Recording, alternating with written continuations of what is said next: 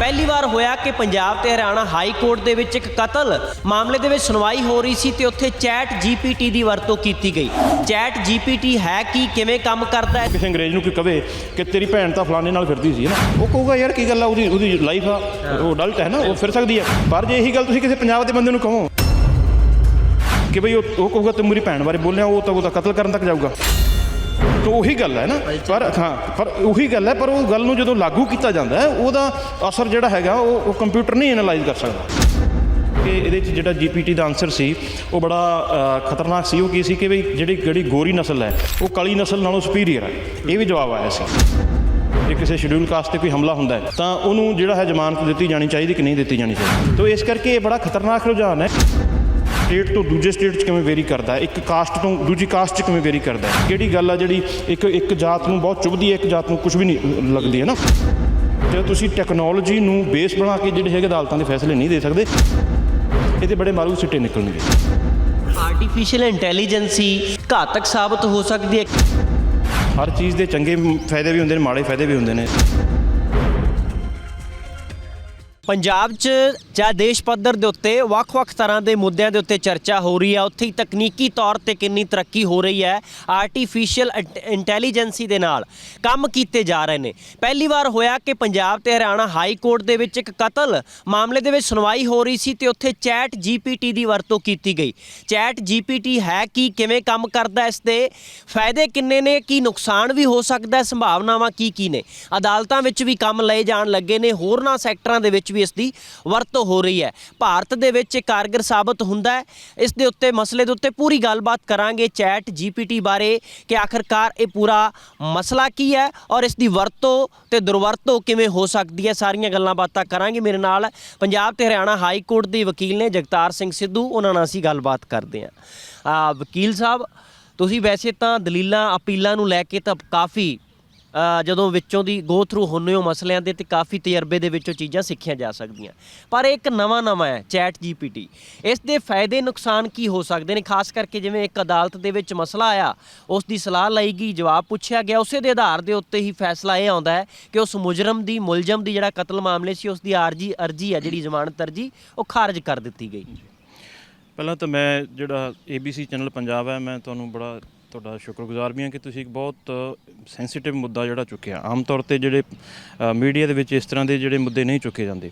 ਦੇਖੋ, ਇਹ ਜਿਹੜਾ ਫੈਸਲਾ ਆਇਆ ਇਹ 21 ਫਰਵਰੀ 2022 ਨੂੰ ਰਾਖਵਾਂ ਰੱਖਿਆ ਗਿਆ ਸੀ। ਇਹਦਾ ਜਿਹੜਾ ਫੈਸਲਾ ਅੱਜ ਸੁਣਾਇਆ ਗਿਆ, ਸਭ ਤੋਂ ਪਹਿਲਾਂ ਇਸ ਚੀਜ਼ ਨੂੰ ਜੇ ਸਮਝਣਾ ਹੋਵੇ ਤਾਂ ਆਪਾਂ ਸਭ ਤੋਂ ਪਹਿਲਾਂ ਇਹ ਸਮਝਾਂਗੇ ਕਿ ਜਿਹੜਾ ਹੈਗਾ ਚੈਟ ਜੀਪੀਟੀ ਹੈ ਕੀ ਹੈ ਨਾ। ਚੈਟ ਜਿਹੜਾ ਜਨਰੇਟਿਵ ਪ੍ਰੀ ਟ੍ਰੇਨਡ ਟਰਾਂਸਫਾਰਮਰ, ਮਤਲਬ ਕੋਈ ਐਸੀ ਜਿਹੜੀ ਡਿਵਾਈਸ ਜਿਹਨੂੰ ਪਹਿਲਾਂ ਟ੍ਰੇਨ ਕੀਤਾ ਗਿਆ ਕਿਸੇ ਗੱਲ 'ਤੇ, ਮਤਲਬ ਕੋਈ ਇਨਫੋਰਮੇਸ਼ਨ ਉਹਦੇ ਅੰਦਰ ਭਰੀ ਗਈ ਹੈ, ਤਾਂ ਉਸ ਬੇਸ ਦੇ ਉੱਤੇ ਜਿਹੜੀ ਇਨਫੋਰਮੇਸ਼ਨ ਜਿੰਨੀ ਕੁ ਜਾਣਕਾਰੀ ਉਹਦੇ ਕੋਲ ਹੈ, ਤਾਂ ਉਸ ਬੇਸ 'ਤੇ ਉਨੀ ਕੁ ਜਾਣਕਾਰੀ ਜਿਹੜੀ ਹੈਗੀ ਆ ਤੁਹਾਨੂੰ ਇੱਕ ਤਰੀਕੇ ਨਾਲ ਉਹ ਸ਼ਾਰਟ ਫਾਰਮ ਦੇ ਵਿੱਚ ਡੀਕੋਡ ਕਰਕੇ ਉਹ ਦੱਸ ਦੇਗਾ। ਜਿਸ ਤਰ੍ਹਾਂ ਤੁਸੀਂ ਫਿਲਮ ਦੇਖੀ ਹੋਣੀ ਹੈ ਰੋਬੋਟ, ਜਿਹੜੀ ਰਜਨੀਕਾਂਤ ਦੀ ਫਿਲਮ ਆਈ ਸੀ ਨਾ, ਉਸ ਦੇ ਵਿੱਚ ਜਿਹੜਾ ਉਹਨੂੰ ਪਹਿਲਾਂ ਟ੍ਰੇਨ ਕੀਤਾ ਜਾਂਦਾ ਹੈ, ਉਹਨੂੰ ਸਾਰਾ ਕੁਝ ਸਿਖਾਇਆ ਜਾਂਦਾ ਹੈ। ਫਿਰ ਜਿਹੜੀ ਚੀਜ਼ਾਂ ਦੀ ਜਾਣਕਾਰੀ ਉਹਦੇ ਕੋਲ ਨਹੀਂ ਹੁੰਦੀ, ਉਹ ਜਿਹੜੀਆਂ ਚੀਜ਼ਾਂ ਨੂੰ ਉਹ ਰਿਸਪੌਂਡ ਨਹੀਂ ਕਰਦਾ। ਇਸੇ ਤਰੀਕੇ ਨਾਲ ਜਿਹੜਾ ਇਮੋਸ਼ਨਸ ਨੂੰ ਉਹ ਰਿਸਪੌਂਡ ਨਹੀਂ ਕਰਦਾ, ਅਤੇ ਕਿਉਂਕਿ ਉਹਦੇ 'ਚ ਇਮੋਸ਼ਨਸ ਨਹੀਂ ਭਰੇ ਗਏ। ਫਿਰ ਉਸ ਤੋਂ ਬਾਅਦ ਜਿਹੜੇ ਉਹ ਜਦੋਂ ਇਮੋਸ਼ਨਸ ਭਰੇ ਜਾਂਦੇ ਆ, ਉਹਨੂੰ ਹੋਰ ਹਾਈ ਟੈਕਨੀਕ 'ਤੇ ਲਿਆ ਜਾਂਦਾ, ਤਾਂ ਆਪਾਂ ਇਹ ਵੀ ਦੇਖਿਆ ਕਿ ਉਹਦੇ 'ਚ ਤਬਾਹੀ ਕਿੰਨੀ ਉਹ ਮਚਾ ਸਕਦਾ। ਸੇਮ ਜਿਹੜਾ ਆਰਟੀਫਿਸ਼ੀਅਲ ਇੰਟੈਲੀਜੈਂਸ ਆ ਜਿਹੜਾ, ਇਹਦੇ ਵਿੱਚ ਵੀ ਇਹ ਹੈ ਕਿ ਕਿਉਂਕਿ ਇਹ ਹਿਊਮਨ ਜਿਹੜੀ ਟ੍ਰੇਨਡ, ਕਿਉਂਕਿ ਇਹਨੂੰ ਟ੍ਰੇਨ ਤਾਂ ਹਿਊਮਨ ਨਹੀਂ ਕਰਨਾ, ਔਰ ਇਸ ਕਰਕੇ ਇਹਦੇ ਵਿੱਚ ਜਿਹੜੀ ਇਨਫੋਰਮੇਸ਼ਨ ਜੇ ਮੰਨ ਲਓ ਗਲਤ ਭਰ ਦਿੱਤੀ ਗਈ ਹੈ ਤਾਂ ਉਹ ਇਨਫੋਰਮੇਸ਼ਨ ਇਹਨੇ ਗਲਤ ਦੱਸਣੀ ਹੈ। ਤਾਂ ਇਸ ਦੇ ਉੱਤੇ ਜਿਹੜਾ ਹੈਗਾ ਰਿਲਾਈ ਅਪਾਉਨ ਕਰਕੇ ਕੋਈ ਕੋਰਟ ਦਾ ਫੈਸਲਾ ਦੇਣਾ, ਤਾਂ ਉਹ ਸਿਰਫ ਇਸੇ 'ਤੇ ਰਿਲਾਈ ਅਪਾਉਨ ਕਰਕੇ ਉਹ ਗਲਤ ਹੈ। ਪਰ ਜੇ ਜੱਜ ਨੂੰ ਲੱਗੇ, ਕਿਉਂਕਿ ਉਹਦਾ ਆਪਣਾ ਤਜਰਬਾ ਹੈ, ਆਪਣੀ ਸਟੱਡੀ ਹੈ, ਤਾਂ ਉਸ ਬੇਸ ਦੇ ਉੱਤੇ ਜੇ ਲੱਗਦਾ ਕਿ ਜੋ ਮੈਂ ਸਟੱਡੀ ਕੀਤੀ ਹੈ ਉਹਨੂੰ ਇੱਕ ਸਮਰਾਈਜ਼ ਤਰੀਕੇ ਦੇ ਵਿੱਚ ਇਹ ਦੱਸਿਆ ਗਿਆ, ਤਾਂ ਉਸ ਦੇ ਉੱਤੇ ਜਿਹੜਾ ਹੈਗਾ ਰਿਲਾਈ ਅਪਾਉਨ ਨਹੀਂ ਕੀਤਾ ਜਾ ਸਕਦਾ। ਫਿਰ ਵੀ ਕਿਉਂਕਿ ਜਿਹੜਾ ਨਾ ਕਾਨੂੰਨ ਦੇ ਵਿੱਚ ਸੋਰਸ ਨੇ, ਕਾਨੂੰਨ ਦੇ ਸਰੋਤ ਨੇ, ਕਿ ਉਹਨਾਂ ਸਰੋਤਾਂ ਨੂੰ ਹੀ ਮੱਦੇਨਜ਼ਰ ਰੱਖ ਕੇ, ਜਿਵੇਂ ਕਿ ਲੈਜਿਸਲੇਚਰ ਹੈ, ਠੀਕ ਹੈ, ਜਿਹੜੀ ਵਿਧਾਨ ਸਭਾ ਵੱਲੋਂ ਜਾਂ ਫਿਰ ਪਾਰਲੀਮੈਂਟ ਵੱਲੋਂ ਬਣਾਇਆ ਹੋਇਆ ਕਾਨੂੰਨ ਹੈ, ਫਿਰ ਉਸ ਤੋਂ ਬਾਅਦ ਜਿਹੜਾ ਰੀਤੀ ਰਿਵਾਜ ਨੇ ਸਮਾਜ ਦੇ, ਫਿਰ ਉਸ ਤੋਂ ਬਾਅਦ ਜਿਹੜਾ ਤੁਹਾਡਾ ਕੋਰਟ ਦੇ ਫੈਸਲੇ ਨੇ, ਫਿਰ ਕਾਮਨ ਲਾਅ ਹੈ ਜਿਹੜਾ ਦੂਸਰੇ ਦੇਸ਼ਾਂ ਦਾ ਲਾਅ ਹੈ, ਉਹਦੇ ਵਿੱਚ ਵੀ ਫਿਰ ਅੱਗੇ ਕੈਟਾਗਰੀਜ਼ ਨੇ ਕਿ ਕਿਹੜੇ ਜਿਹੜਾ ਹੈ ਕਾਨੂੰਨ ਤੁਸੀਂ ਪੂਰੀ ਤਰ੍ਹਾਂ ਮਾਨਤਾ ਦਿਓਗੇ, ਅਤੇ ਕਿਹੜਾ ਕਾਨੂੰਨ ਜਿਹੜਾ ਹੈਗਾ ਉਹ ਤੋਂ ਸਿਰਫ ਤੁਸੀਂ ਇੰਸਪੀਰੇਸ਼ਨਲ ਜਿਹੜੀ ਹੈਗੀ ਆ ਲੈ ਸਕਦੇ ਹੋ ਕਿ ਬਈ, ਪਰ ਉਹਦੇ 'ਤੇ ਆਧਾਰਿਤ ਇਹ ਫੈਸਲਾ ਨਹੀਂ ਦਿੱਤਾ ਜਾ ਸਕਦਾ। ਹੁਣ ਇਹ ਜਿਹੜਾ ਗੂਗਲ ਦੀ ਇਨਫੋਰਮੇਸ਼ਨ ਹੈ ਜਾਂ ਫਿਰ ਚੈਟ GPT ਦੀ ਇਨਫੋਰਮੇਸ਼ਨ ਹੈ, ਇਹ ਕਾਨੂੰਨ ਦਾ ਕੋਈ ਸਰੋਤ ਨਹੀਂ ਹੈ। ਬਸ਼ਰਤੇ ਇਹ ਦੱਸੇ ਕਿ ਵੀ ਜਿਹੜੀ ਹੁਣ ਜਿਸ ਤਰ੍ਹਾਂ ਜੱਜ ਸਾਹਿਬ ਨੇ ਇਸ ਫੈਸਲੇ ਦੇ ਵਿੱਚ ਉਹਨੂੰ ਇੱਕ ਸਵਾਲ ਕੀਤਾ ਕਿ ਵੀ ਜਿਹੜਾ ਕਿਸੇ ਤੇ ਉੱਤੇ ਜਦੋਂ ਅਸੌਲਟ ਕੀਤਾ ਜਾਂਦਾ, ਕਿਸੇ ਤੇ ਹਮਲਾ ਕੀਤਾ ਜਾਂਦਾ, ਉਹਨੂੰ ਬੁਰੀ ਤਰ੍ਹਾਂ ਜਿਹੜਾ ਹੈਗਾ ਕਰੂਅਲ ਤਰੀਕੇ ਨਾਲ ਹਮਲਾ ਕੀਤਾ ਜਾਂਦਾ, ਉਸ ਤਰੀਕੇ ਦੇ ਵਿੱਚ ਜਿਹੜਾ ਹੈਗਾ ਜ਼ਮਾਨਤ ਦਾ ਕਾਨੂੰਨ ਜਿਹੜਾ ਹੈਗਾ ਵਰਲਡ ਵਾਈਡ ਕੀ ਹੈ। ਤਾਂ ਉਸਨੇ ਉਸ ਤਰੀਕੇ ਨਾਲ ਇਹ ਦੱਸਿਆ ਕਿ ਜਦੋਂ ਕਰੂਅਲਟੀ ਕੋਈ ਕਰਦਾ ਤਾਂ ਉਹਦਾ ਜਿਹੜਾ ਅਸਰ ਇਹ ਹੁੰਦਾ ਕਿ ਇੱਕ ਤਾਂ ਜਿਹੜਾ ਵਿਕਟਮ ਹੈ ਉਹਦੇ ਉੱਤੇ ਅਸਰ ਪੈਂਦਾ, ਦੂਸਰਾ ਇਹ ਕਿ ਇਹ ਦੇਖਿਆ ਜਾਂਦਾ ਕਿ ਵੀ ਜੇ ਉਹ ਬੰਦਾ ਪਹਿਲਾਂ ਵੀ ਉਹ ਕ੍ਰਾਈਮ ਕਰ ਰਿਹਾ ਤਾਂ ਉਹ ਕਿਤੇ ਜ਼ਮਾਨਤ ਦੇਣ ਤੋਂ ਬਾਅਦ ਭੱਜ ਤਾਂ ਨਹੀਂ ਜਾਵੇਗਾ। ਇਸ ਤਰ੍ਹਾਂ ਜਿਹੜਾ ਹੈਗਾ ਉਹ ਚੀਜ਼ਾਂ ਹਾਲਾਂਕਿ ਇਹਦੇ 'ਚ ਨੇ ਦੱਸੀਆਂ ਨੇ ਕਿ ਜੱਜ ਨੇ ਖੁਦ ਦੇਖਣਾ ਕੇਸ ਦੇ ਫੈਕਟ ਸਰਕਮਸਟੈਂਸਸ ਦੇਖ ਕੇ, ਪਰ ਇਹਨਾਂ ਚੀਜ਼ਾਂ ਨੂੰ ਧਿਆਨ 'ਚ ਰੱਖ ਕੇ ਜਿਹੜਾ ਹੈਗਾ ਇਹ ਫੈਸਲਾ ਦੇਣਾ ਹੈ। ਬਹੁਤ ਸਾਰੇ ਲੋਕਾਂ ਨੂੰ ਇੱਕ ਸ਼ੰਕਾ ਇਹ ਵੀ ਪੈਦਾ ਹੋ ਸਕਦਾ ਹੈ, ਜਿਹੜੇ ਬਾਹਰ ਬੈਠੇ ਨੇ ਜਿਨ੍ਹਾਂ ਨੂੰ ਪੂਰੀ ਜਾਣਕਾਰੀ ਨਹੀਂ ਇਸ ਬਾਬਤ, ਮੈਂ ਵੀ ਹੋ ਸਕਦਾ, ਕੋਈ ਵੀ ਹੋ ਸਕਦਾ, ਚੈਟ GPT ਦੇ ਤਹਿਤ ਉਹ ਕਹਿੰਦਾ ਇਹ ਤੇ ਫੈਸਲੇ ਵੀ ਮਸ਼ੀਨੀਕਰਨ ਹੋ ਜਾਣਗੇ, ਬੰਦਾ ਪਹਿਲਾਂ ਹੀ ਬੰਦੇ ਨਾਲ ਇਨਸਾਫ ਨਹੀਂ ਕਰਦਾ, ਫਿਰ ਮਸ਼ੀਨਾਂ ਇਨਸਾਫ ਕਿਵੇਂ ਦੇਣਗੀਆਂ? ਦੇਖੋ ਇਹਦੇ 'ਚ ਇੱਕ ਸਵਾਲ ਪਹਿਲਾਂ ਇਹ ਵੀ ਪੁੱਛਿਆ ਗਿਆ ਸੀ ਇਸ ਜਿਹੜਾ ਚੈਟ GPT ਨੂੰ, ਤੇ ਉਹਦਾ ਜਵਾਬ ਇਹ ਸੀ ਕਿ ਇਹਦੇ 'ਚ ਜਿਹੜਾ GPT ਦਾ ਆਨਸਰ ਸੀ ਉਹ ਬੜਾ ਖਤਰਨਾਕ ਸੀ। ਉਹ ਕੀ ਸੀ ਕਿ ਵੀ ਜਿਹੜੀ ਗੋਰੀ ਨਸਲ ਹੈ ਉਹ ਕਾਲੀ ਨਸਲ ਨਾਲੋਂ ਸੁਪੀਰੀਅਰ ਹੈ, ਇਹ ਵੀ ਜਵਾਬ ਆਇਆ ਸੀ। ਕਿਉਂਕਿ ਜਿਹੜਾ ਭਰਿਆ ਗਿਆ ਉਹ ਹੈ, ਹਾਂ, ਉਹ ਜਿਹੜਾ ਭਰਿਆ ਗਿਆ, ਹੁਣ ਮੰਨ ਲਓ ਇਹੀ ਜੱਜ ਸਾਹਿਬ ਜਾਂ ਕੋਈ ਵੀ ਜੱਜ ਸਾਹਿਬ ਪੁੱਛਣ ਕਿ ਬਈ ਜਿਹੜਾ ਸ਼ਡਿਊਲ ਕਾਸਟ ਦੇ ਵਿੱਚ ਜੇ ਕਿਸੇ ਸ਼ਡਿਊਲ ਕਾਸਟ 'ਤੇ ਕੋਈ ਹਮਲਾ ਹੁੰਦਾ ਹੈ ਤਾਂ ਉਹਨੂੰ ਜਿਹੜਾ ਹੈ ਜ਼ਮਾਨਤ ਦਿੱਤੀ ਜਾਣੀ ਚਾਹੀਦੀ ਕਿ ਨਹੀਂ ਦਿੱਤੀ ਜਾਣੀ ਚਾਹੀਦੀ। ਮੰਨ ਲਓ ਇਹਦੇ ਵਿੱਚ ਜਾਣਕਾਰੀ ਇਹ ਭਰੀ ਗਈ ਹੋਵੇ ਕਿ ਜੀ ਜਿਹੜਾ ਹੈਗਾ ਸ਼ਡਿਊਲ ਕਾਸਟ ਇਹ ਤਾਂ ਡਿਜ਼ਰਵ ਕਰਦੇ ਨੇ ਇਸ ਤਰ੍ਹਾਂ ਦੇ ਜਿਹੜੇ ਮਤਲਬ ਇਹਨਾਂ ਨੂੰ ਦਬਾ ਕੇ ਰੱਖਣਾ ਚਾਹੀਦਾ, ਤੇ ਇਸ ਕਰਕੇ ਇਹਨਾਂ ਨੂੰ ਤਾਂ ਜ਼ਮਾਨਤ ਜਿਹੜਾ ਬੰਦਾ ਇਹ ਕਰਦਾ ਉਹਨੂੰ ਤਾਂ ਜ਼ਮਾਨਤ ਮਿਲਣੀ ਚਾਹੀਦੀ ਹੈ। ਤਾਂ ਕਿਉਂਕਿ ਇਹ ਵੀ ਪੋਸੀਬਲ ਹੈ, ਤਾਂ ਇਸ ਕਰਕੇ ਇਹ ਬੜਾ ਖਤਰਨਾਕ ਰੁਝਾਨ ਹੈ ਕਿ ਜਿਹੜਾ ਮਤਲਬ ਤੁਸੀਂ GPT ਜਿਹੜਾ ਕਿ ਸੋਰਸ ਹੀ ਨਹੀਂ ਹੈ ਕਾਨੂੰਨ ਦਾ, ਹੈ ਨਾ, ਤੇ ਨਾ ਉਹ ਸੋਰਸ ਕੋਟ ਕਰ ਰਿਹਾ। ਜਿਵੇਂ ਮੈਂ ਪਹਿਲਾਂ ਹੀ ਗੱਲ ਕਰ ਰਿਹਾ ਸੀ ਕਿ ਜਿਹੜਾ ਉਹਨੇ ਜਿਹੜਾ ਆਨਸਰ ਕੱਢ ਕੇ ਦਿੱਤਾ ਹੈ, ਜੇ ਉਹਦੇ 'ਚ ਉਹ ਕਵੇ ਕਿ ਭਾਰਤ ਦੀ ਜਿਹੜੀ ਸੁਪਰੀਮ ਕੋਰਟ ਨੇ ਇਸ ਫੈਸਲੇ ਦੇ ਵਿੱਚ ਇਹ ਗੱਲ ਕਹੀ ਹੈ, ਜਾਂ ਕੋਈ ਫਲਾਣਾ ਰਾਈਟਰ ਜਿਵੇਂ ਸਾਡੇ ਜਿਹੜੇ ਰਿਨੋਨਡ ਰਾਈਟਰ ਨੇ ਜਿਹੜੇ ਸਬਜੈਕਟ ਐਕਸਪਰਟ ਨੇ, ਜਿਵੇਂ DD ਵਾਸੂ ਨੂੰ ਸੰਵਿਧਾਨ ਦੇ ਉੱਤੇ ਇੱਕ ਅਥਾਰਟੀ ਮੰਨਿਆ ਜਾਂਦਾ ਕਿ DD ਵਾਸੂ ਨੇ ਕਿਹਾ, ਹੈ ਨਾ, ਫਿਰ ਉਹ ਤੁਹਾਨੂੰ ਦੱਸ ਰਿਹਾ ਕਿ ਸੋਰਸ ਕੀ ਹੈ ਉਹਦੀ, ਜਿਹੜੀ ਉਹ ਗੱਲ ਕਹਿ ਰਿਹਾ ਉਹਦਾ ਸੋਰਸ ਕੀ ਹੈ। ਫਿਰ ਇਹ ਸੰਭਵ ਹੈ ਕਿ ਅਦਾਲਤਾਂ, ਕਿਉਂਕਿ ਆਪਾਂ ਅਦਾਲਤ ਨੂੰ ਮੁੱਖ ਤਾਂ ਰੱਖ ਰਹੇ ਹਾਂ ਕਿਉਂਕਿ ਇੱਥੇ ਅਦਾਲਤ ਦੇ ਕੇਸ ਦੀ ਗੱਲ ਕਰ ਰਹੇ ਹਾਂ, ਕੀ ਇਹ ਸੰਭਵ ਹੈ ਕਿ ਸਾਰੀ ਜਾਣਕਾਰੀ ਪਹਿਲਾਂ ਉਹਨੂੰ ਫੀਡ ਕਰ ਦਿੱਤੀ ਜਾਵੇ ਫਿਰ ਉਸੇ ਨੂੰ ਡੀਕੋਡ ਕਰੇਗਾ? ਕਿਉਂਕਿ ਬਹੁਤ ਸਾਰੇ ਅਜਿਹੇ ਕੇਸ ਨੇ ਜਿਹੜੇ ਅੱਖੋਂ ਓਹਲੇ ਹੋ ਸਕਦੇ ਆ।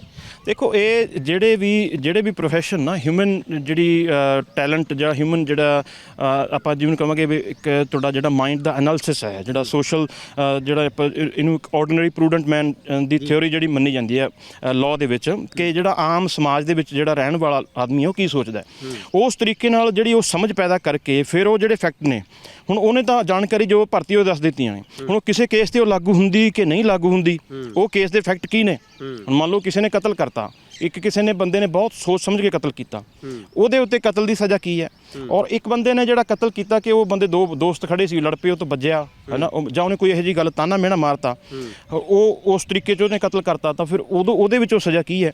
ਹੁਣ ਉਹ ਜਿਹੜਾ ਤਾਨਾ ਮਿਹਣਾ ਉਹ ਕਿਸੇ ਆਮ ਲਈ ਤਾਂ ਜਿਹੜਾ ਕਿਸੇ ਇੱਕ ਬੰਦੇ ਲਈ ਬਿਲਕੁਲ ਵੀ ਉਹ ਹੋ ਸਕਦਾ ਕਿ ਵੀ ਉਹ ਕੁਝ ਵੀ ਗੱਲ ਨਹੀਂ ਹੋਵੇ, ਹੈ ਨਾ, ਤੇ ਪਰ ਕਿਸੇ ਮੰਨ ਲਓ ਆਪਾਂ ਇੱਕ ਐਗਜ਼ਾਮਪਲ ਲੈ ਲਈਏ ਕਿ ਮੰਨ ਲਓ ਕਿਸੇ ਅੰਗਰੇਜ਼ ਨੂੰ ਕੋਈ ਕਵੇ ਕਿ ਤੇਰੀ ਭੈਣ ਤਾਂ ਫਲਾਣੇ ਨਾਲ ਫਿਰਦੀ ਸੀ, ਹੈ ਨਾ, ਉਹ ਕਹੂਗਾ ਯਾਰ ਕੀ ਗੱਲ ਆ, ਉਹਦੀ ਲਾਈਫ ਆ, ਉਹ ਅਡਲਟ ਹੈ ਨਾ, ਉਹ ਫਿਰ ਸਕਦੀ ਹੈ।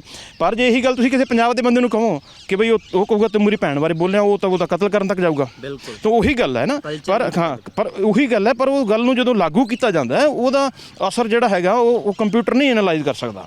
ਇਹ ਉਸ ਸਮਾਜ ਦੇ ਵਿੱਚ ਰਹਿਣ ਵਾਲੇ ਜੱਜ, ਉਸ ਸਮਾਜ ਦੇ ਵਿੱਚ ਰਹਿਣ ਵਾਲੇ ਵਕੀਲ, ਉਸ ਸਮਾਜ ਦੇ ਵਿੱਚ ਰਹਿਣ ਵਾਲੇ ਜਿਹੜੇ ਗਵਾਹ ਨੇ ਉਹ ਦੱਸਣਗੇ ਕਿ ਇਸ ਗੱਲ ਦਾ ਉਹਦੇ ਦਿਮਾਗ ਤੇ ਕਿੰਨਾ ਅਸਰ ਹੋਇਆ, ਇਹ ਜੁਰਮ ਜਿਹੜਾ ਉਹਨੇ ਕੀਤਾ ਤਾਂ ਕਿਉਂ ਕੀਤਾ। ਪਰ ਤੁਸੀਂ ਕੀ ਸਮਝਦੇ ਹੋ ਚੈਟ GPT ਵਰਗੀ ਸਹੂਲਤ ਆ ਜਿਹੜੀ ਸਹੂਲਤ ਇਹਨੂੰ ਇਸ ਕਰਕੇ ਕਹਾਂਗੇ ਕਿਉਂਕਿ ਇੱਕ ਤੇ ਆਮ ਤੌਰ 'ਤੇ ਦੇਖਿਆ ਜਾਂਦਾ ਭਰਤੀਆਂ ਬਹੁਤ ਘੱਟ ਨੇ ਵੱਖ-ਵੱਖ ਮਹਿਕਮਿਆਂ 'ਚ, ਅਦਾਲਤਾਂ 'ਚ, ਹੇਠਲੀਆਂ ਅਦਾਲਤਾਂ ਤੋਂ ਲੈ ਕੇ ਸੁਪਰੀਮ ਕੋਰਟ ਤੱਕ ਖਾਲੀ ਪਈਆਂ ਸੀਟਾਂ, ਕੀ ਉਸੇ ਨੂੰ ਪੂਰਾ ਕਰਨ ਦੇ ਲਈ ਇਸ ਦੀ ਵਰਤੋਂ ਹੋ ਰਹੀ ਹੈ ਜਾਂ ਕੋਈ ਹੋਰ ਬਦਲ ਲੱਭਿਆ ਗਿਆ?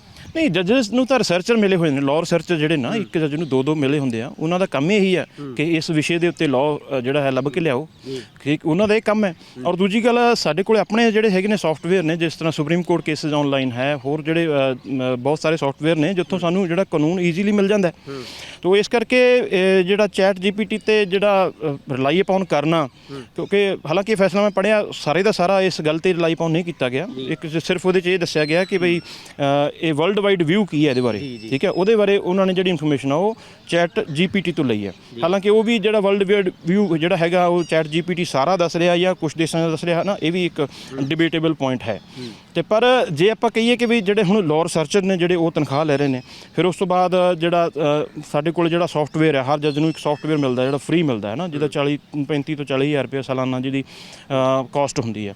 ਫਿਰ ਉਸ ਤੋਂ ਬਾਅਦ ਪੂਰਾ ਸਟਾਫ ਹੈ। ਇਸ ਤੋਂ ਬਾਅਦ ਜਿਹੜੇ ਵਕੀਲ ਨੇ, ਜਿਹੜਾ ਇੱਕ ਧਿਰ ਦਾ ਵਕੀਲ ਹੈ ਉਹਨੇ ਵੀ ਕਾਨੂੰਨ ਜਿਹੜਾ ਜੱਜ ਸਾਹਿਬ ਨੂੰ ਲਿਆ ਕੇ ਦੱਸਣਾ ਹੁੰਦਾ, ਉਸ ਤੋਂ ਦੂਜੀ ਧਿਰ ਨੇ ਵੀ, ਵਕੀਲ ਨੇ ਵੀ ਕਾਨੂੰਨ ਦੱਸਣਾ ਹੁੰਦਾ। ਤਾਂ ਇਹ ਤਾਂ ਸਾਡੀ ਡਿਊਟੀ ਹੈ ਨਾ। ਤੇ ਇਸ ਕਰਕੇ ਇਹਨਾਂ ਇਸ਼ੂਜ਼ ਦੇ ਵਿੱਚ ਜਿੱਥੇ ਤੱਕ ਹੋ ਗਿਆ ਪਿਓਰਲੀ ਟੈਕਨੀਕਲ ਹੋ ਗਿਆ ਨਾ, ਜਿਵੇਂ ਮੰਨ ਲਓ ਡਾਟਾ ਐਨਾਲਾਈਜ਼ ਕਰਨਾ, ਉਹ ਤੁਸੀਂ ਉਹਦੇ 'ਚ ਪਾ ਦਿਓ, ਕੰਪਿਊਟਰ ਐਨਾਲਾਈਜ਼ ਕਰ ਦਊਗਾ ਨਾ, ਜਾਂ ਕੋਈ ਵੀ ਟੈਕਨੋਲੋਜੀ ਹੈ, ਟੈਕਨੀਕਲ ਚੀਜ਼ ਹੈ, ਉਹ ਤਾਂ ਉੱਥੇ ਤਾਂ ਠੀਕ ਹੈ। ਪਰ ਜਦੋਂ ਕਿਤੇ ਹਿਊਮਨ ਬਿਹੇਵੀਅਰ ਨੂੰ ਇੰਟਰਪ੍ਰੀਟ ਕਰਨ ਦੀ ਗੱਲ ਆਉਂਦੀ ਹੈ, ਹਿਊਮਨ ਬਿਹੇਵੀਅਰ ਜਿਹੜਾ ਹੈਗਾ ਇੱਕ ਸਟੇਟ ਤੋਂ ਦੂਜੇ ਸਟੇਟ 'ਚ ਕਿਵੇਂ ਵੇਰੀ ਕਰਦਾ, ਇੱਕ ਕਾਸਟ ਤੋਂ ਦੂਜੀ ਕਾਸਟ 'ਚ ਕਿਵੇਂ ਵੇਰੀ ਕਰਦਾ ਹੈ ਨਾ, ਕਿਹੜੀ ਗੱਲ ਆ ਜਿਹੜੀ ਇੱਕ ਜਾਤ ਨੂੰ ਬਹੁਤ ਚੁਭਦੀ ਹੈ, ਇੱਕ ਜਾਤ ਨੂੰ ਕੁਝ ਵੀ ਨਹੀਂ ਲੱਗਦੀ ਹੈ ਨਾ। ਤੇ ਉਹ ਉਸ ਤਰੀਕੇ ਨਾਲ ਉਹਨਾਂ ਚੀਜ਼ਾਂ ਦੇ ਵਿੱਚ ਤੁਸੀਂ ਟੈਕਨੋਲੋਜੀ ਨੂੰ ਬੇਸ ਬਣਾ ਕੇ ਜਿਹੜੇ ਹੈਗੇ ਅਦਾਲਤਾਂ ਦੇ ਫੈਸਲੇ ਨਹੀਂ ਦੇ ਸਕਦੇ। ਇਹਦੇ ਬੜੇ ਮਾਰੂ ਸਿੱਟੇ ਨਿਕਲਣਗੇ। ਤਾਂ ਇਹ ਔਰ ਹਾਲਾਂਕਿ ਇਹਦੇ ਲਈ ਤੁਹਾਡੇ ਕੋਲ ਸਬਸਟੈਂਟਿਵ ਜਿਹੜਾ ਸਬਸਟੀਚਿਊਟ ਜਿਹੜਾ ਹੈਗਾ ਨਾ, ਉਹ ਬੜਾ ਪ੍ਰਾਪਤ ਹੈਗਾ ਤੁਹਾਡੇ ਕੋਲ SEC ਆਨਲਾਈਨ ਸੌਫਟਵੇਅਰ ਹੈ, ਤੁਹਾਡੇ ਕੋਲ ਹੋਰ ਬਹੁਤ ਸਾਰੇ ਸੌਫਟਵੇਅਰ ਨੇ, ਤੁਹਾਡੇ ਕੋਲ ਜਿਹੜੀਆਂ ਲਾਅ ਬੁੱਕਸ ਆਉਂਦੀਆਂ ਨੇ, ਤੁਹਾਨੂੰ ਜਿਹੜੇ ਲਾਅ ਰਿਸਰਚਰ ਮਿਲੇ ਹੋਏ ਨੇ, ਇਹਨਾਂ ਦਾ ਕੰਮ ਹੀ ਇਹ ਹੈ ਕਿ ਇਸ ਪੁਆਇੰਟ 'ਤੇ ਲੱਭਣਾ। ਤਾਂ ਆਰਟੀਫੀਸ਼ੀਅਲ ਇੰਟੈਲੀਜੈਂਸ ਹੀ ਘਾਤਕ ਸਾਬਤ ਹੋ ਸਕਦੀ ਹੈ ਕਿ ਸ਼ੰਕਾ ਇੱਕ ਇਹ ਸ਼ੱਕ ਜਿਹਾ ਦੇ ਨਾਲ ਦੇਖਿਆ ਜਾਂਦਾ ਹੈ। ਦੂਸਰੀ ਪਾਸੇ ਇੱਕ ਗੱਲ ਇਹ ਵੀ ਹੈ ਕਿ ਜੇਕਰ ਇਸ ਤਰ੍ਹਾਂ ਦੀਆਂ ਸਹੂਲਤਾਂ ਆ ਗਈਆਂ ਤੇ ਜ਼ਮਾਨਾ ਇੰਨਾ ਫਾਸਟ ਹੈ, ਤੇਜ਼ੀ ਬਹੁਤ ਹੈ, ਕਿਸੇ ਕੋਲ ਸਮਾਂ ਬਹੁਤ ਘੱਟ ਹੈ, ਜੇਕਰ ਇਸ ਨੂੰ ਵਰਤਿਆ ਜਾਵੇ ਤੇ ਤਰੱਕੀ ਵੀ ਬਹੁਤ ਛੇਤੀ ਨਾਲ ਹੋ ਸਕਦੀ ਹੈ। ਨਹੀਂ ਦੇਖੋ, ਹਰ ਚੀਜ਼ ਦੇ ਚੰਗੇ ਫਾਇਦੇ ਵੀ ਹੁੰਦੇ ਨੇ, ਮਾੜੇ ਫਾਇਦੇ ਵੀ ਹੁੰਦੇ ਨੇ। ਸਭ ਤੋਂ ਪਹਿਲਾਂ ਤਾਂ ਮੈਂ ਸੋਚ ਰਿਹਾ ਸੀ ਕਿ ਜੇ ਸਕੂਲਾਂ 'ਤੇ ਇਹ ਲਾਗੂ ਹੋ ਜਾਵੇ ਤਾਂ ਜਵਾਕਾਂ ਦਾ ਕੀ ਹਾਲ ਹੋਊਗਾ। ਕਿਉਂਕਿ ਇਹ ਜਿਹੜਾ ਹੈਗਾ GPT ਨੂੰ ਤੁਸੀਂ ਕਹੋ ਕਿ ਐਸੇ ਲਿਖੇ ਇਸ ਪੁਆਇੰਟ 'ਤੇ, ਇਹ ਜੋ ਬੱਚੇ ਨੂੰ ਹੋਮਵਰਕ ਵੀ ਕਰਕੇ ਦੇ ਸਕਦਾ। ਅੱਜ ਕੱਲ੍ਹ ਸਾਨੂੰ ਪਤਾ ਕਿ ਬੱਚੇ ਚਲਾਕ ਨੇ, ਉਹਨਾਂ ਨੂੰ ਵੀ ਇਸ ਜਾਣਕਾਰੀ ਦਾ ਪਤਾ ਹੈ। ਤਾਂ ਉਹ ਜਿਹੜਾ ਹਿਊਮਨ ਜਿਹੜੀ ਡਿਵੈਲਪਮੈਂਟ ਹੈ ਉਹ ਰੁਕ ਜਾਏਗੀ। ਠੀਕ ਹੈ, ਜਿਸ ਤਰ੍ਹਾਂ ਆਇਨਸਟੀਨ ਨੇ ਕਿਹਾ ਸੀ ਨਾ ਕਿ ਦ ਮੋਰ ਦ ਟੈਕਨੋਲੋਜੀ ਡਿਵੈਲਪ ਨਾ, ਦ ਮੋਰ ਸਟੂਪਿਡਿਟੀ ਨਾ ਵਿਲ ਇਨਕਰੀਜ਼। ਜਿਵੇਂ ਟੈਕਨੋਲੋਜੀ ਵਧੀ ਜਾਏਗੀ ਉਵੇਂ ਆਦਮੀ 'ਚ ਮੂਰਖਤਾ ਵਧੀ ਜਾਏਗੀ। ਕਿਉਂਕਿ ਉਹਦਾ ਆਪਣਾ ਅਸੀਂ ਲਿਖਦੇ ਹੁੰਦੇ ਸੀ ਪਹਿਲਾਂ ਸਪੈਲਿੰਗ, ਜਦੋਂ ਅਸੀਂ ਲਿਖਦੇ ਸੀ ਸਾਰਾ, ਹੈ ਨਾ। ਅੱਜ ਕੱਲ੍ਹ ਗੂਗਲ 'ਤੇ ਬੱਚੇ ਮਾਈਕ 'ਤੇ ਬੋਲ ਕੇ ਲੱਭ ਲੈਂਦੇ ਆ। ਜੇ ਉਸੇ ਨੂੰ ਬੱਚੇ ਨੂੰ ਕਹੋ ਕਿ ਤੂੰ ਲਿਖ ਕੇ ਲੱਭ, ਉਹ ਤੋਂ ਨਹੀਂ ਲੱਭਿਆ ਜਾਣਾ। ਠੀਕ ਹੈ, ਉਹ ਜਿਹੜੀ ਟੈਕਨੋਲੋਜੀ ਆ ਕਿਸੇ ਨਾ ਕਿਤੇ ਜਿਹੜਾ ਮਨੁੱਖ ਦਾ ਦਿਮਾਗ ਹੈ, ਉਹਦੀ ਜਿਹੜੀ ਰਚਨਾਤਮਕ ਜਿਹੜੀ ਸ਼ਕਤੀ ਹੈ ਉਹਨੂੰ ਖਤਮ ਵੀ ਕਰ ਰਹੀ ਹੈ। ਉਹ ਇਸੇ ਤਰ੍ਹਾਂ ਹੀ ਜਿਹੜਾ ਹੈਗਾ ਨੌਕਰੀਆਂ ਵੀ ਇਸ ਨਾਲ ਖਤਰੇ 'ਚ ਨੇ, ਹੈ ਨਾ।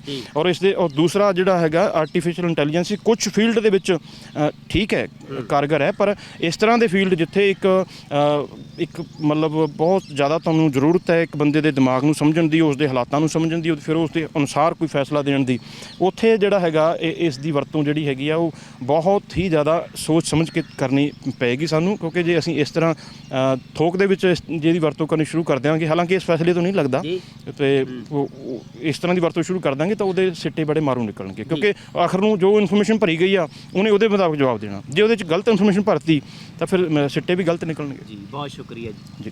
ਇਸ ਅਹਿਮ ਵਿਸ਼ੇ ਦੇ ਉੱਤੇ ਵਕੀਲ ਜਗਤਾਰ ਸਿੰਘ ਸਿੱਧੂ ਹੋਰਾਂ ਨੇ ਜਿਹੜੀਆਂ ਗੱਲਾਂ ਕੀਤੀਆਂ ਨੇ, ਜਿਹੜੇ ਨੁਕਤਿਆਂ ਦੇ ਉੱਤੇ ਅਸੀਂ ਸਾਂਝ ਪਾਈ ਹੈ, ਉਸ ਦਾ ਮਕਸਦ ਸਿਰਫ ਇੱਕੋ ਹੈ ਕਿ ਇਸ ਦੇ ਫਾਇਦੇ ਕੀ ਨੇ ਤੇ ਨੁਕਸਾਨ ਕੀ ਹੋ ਸਕਦੇ ਨੇ, ਸੰਭਾਵਨਾਵਾਂ ਕੀ ਨੇ। ਇਸ ਸੰਦਰਭ ਦੇ ਵਿੱਚ ਅਸੀਂ ਗੱਲ ਕਰਨ ਦੀ ਕੋਸ਼ਿਸ਼ ਕੀਤੀ ਹੈ। ਚੈਟ GPT ਕਿੰਨਾ ਕਾਰਗਰ ਸਾਬਤ ਹੋ ਸਕਦਾ ਤੇ ਕਿੰਨਾ ਘਾਤਕ, ਇਸ ਬਾਰੇ ਗੱਲ ਇਸ ਕਰਕੇ ਹੋਣੀ ਜ਼ਰੂਰੀ ਹੈ ਤਾਂ ਕਿ ਆਉਣ ਵਾਲੇ ਸਮੇਂ ਦੇ ਵਿੱਚ ਇਸ ਦੇ ਜਿਹੜੇ ਫਾਇਦੇ ਤੇ ਨੁਕਸਾਨ ਦੋਵਾਂ ਨੂੰ ਧਿਆਨ ਵਿੱਚ ਰੱਖ ਕੇ ਹੀ ਕੰਮ ਕੀਤੇ ਜਾ ਸਕਣ, ਉਸੇ ਰੌਸ਼ਨੀ ਦੇ ਵਿੱਚੋਂ ਫੈਸਲੇ ਲਏ ਜਾ ਸਕਣ। ਫਿਲਹਾਲ ਇਸ ਮੁਲਾਕਾਤ 'ਚ ਇੰਨਾ ਹੀ। ਸਾਥੀ ਕੈਮਰਾਮੈਨ ਮਨਦੀਪ ਸਿੰਘ ਦੇ ਨਾਲ ਸੰਦੀਪ ਲਾਧੂਕਾ, ABC ਪੰਜਾਬ, ਚੰਡੀਗੜ੍ਹ।